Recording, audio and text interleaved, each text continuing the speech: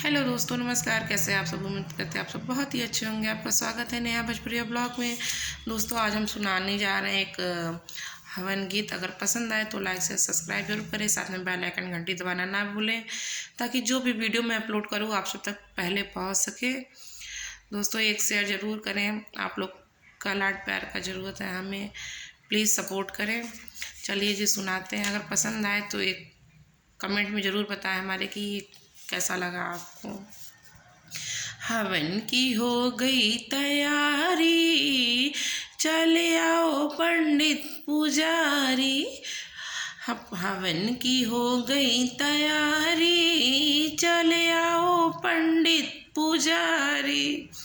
अपने हवन में लक्ष्मी को बुलाऊंगी, अपने हवन में लक्ष्मी को बुलाऊंगी। संग में विष्णु चक्रधारी, चले आओ पंडित पुजारी।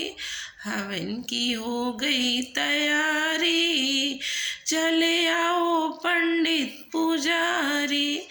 अपने हवन में गौरा को बुलाऊंगी, अपने हवन में गौरा को बुलाऊंगी।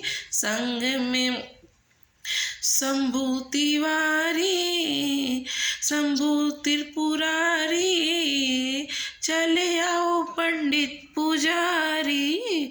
हवन की हो गई तैयारी, चले आओ पंडित पुजारी।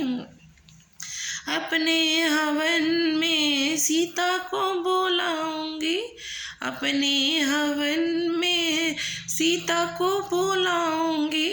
संग में बुलाऊंगी अवध बिहारी, चले आओ पंडित पुजारी।